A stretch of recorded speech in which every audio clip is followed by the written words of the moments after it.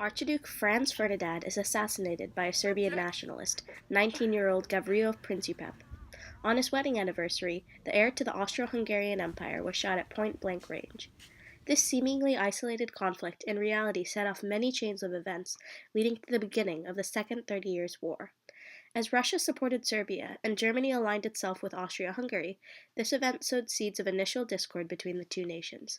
This fight would forever alter the world. To end this conflict, the Treaty of Versailles was signed on June 28, 1919. The treaty was written mostly by the Allied powers and redrew German borders and demanded compensation for costs. Although it ended the fighting temporarily, the treaty did not quell Germany's power, nor make peace with the nation.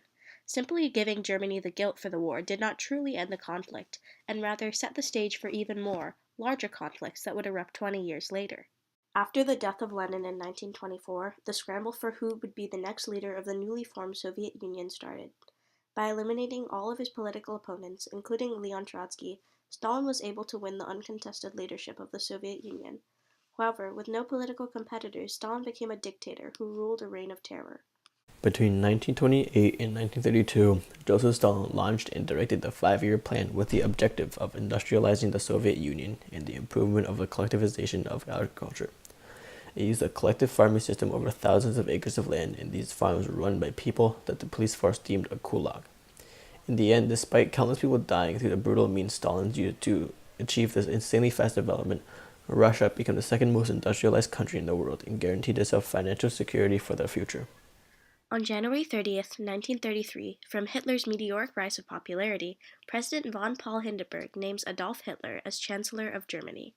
As Hitler became appointed Chancellor, it marked a crucial turning point for Germany and the world. His plan, embraced within the German population, prohibited politics in order to make Germany a powerful, unified, single-party state. Although both nations were political outcasts in the wake of World War I, relations between Nazi Germany and the Soviet Union were shaped by distrust and suspicion.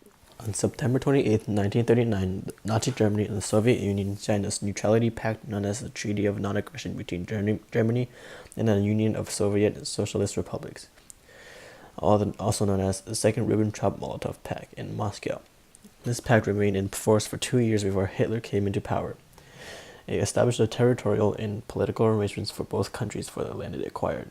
This pact helped the Soviet Union have more support in accomplishing its goals in acquiring more land. On September 1st, 1939, Germany invaded Poland. After heavy shelling and bombing, Warsaw surrendered to the Germans on September 27, 1939.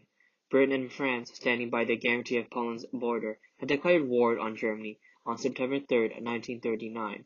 The Soviet Union invaded eastern Poland on September 17, 1939. The Soviet invasion of Poland was a direct result of the Ribbentrop-Molotov Pact signed between Nazi Germany and the Soviet Union. German invasions of the Soviet Union launched June 22, 1941. The German failure was a turning point of the war. An invasion along a 1,800-mile front took the Soviet leadership completely by surprise and caught the Red Army in an unprepared and partially demobilized state. But the Soviets fought back with more ferocity than the French, which allowed the Soviets to successfully defend themselves. The Act to Promote the Defense of the United States, also known as the Lend-Lease Act, was passed on March 11, 1941. Through this program, America provided Free France, the United Kingdom, the Soviet Union, and other allied nations with food, oil, and materiel between 1941 and August 1945.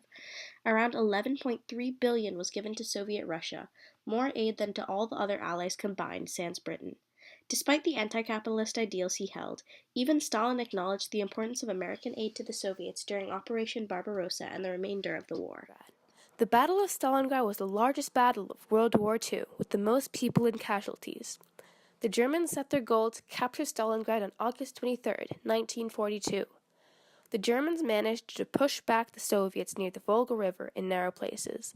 However, on November 19, 1942, Russia launched an effective counterattack called Operation Uranus, which was a strategic plan to encircle the Germans and their allies to defeat them.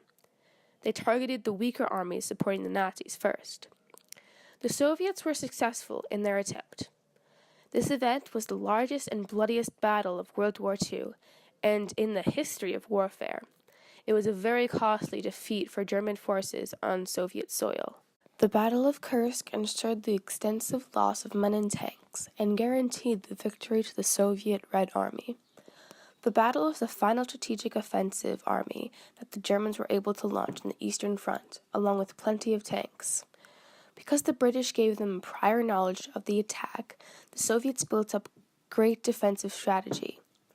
The Germans were barely able to penetrate 8 to 12 kilometers. It was also the biggest tank battle of World War II, and the battle resulted in a severe crisis for Nazi Germany's war machine in Russia. The Potsdam Conference was held at Sasilinov, Potsdam, by President Truman, Prime Minister Churchill, Stalin, and other Allied leaders. It signified the end of the Second 30 Years' War, as the leaders discussed territorial claims after the Allied victory.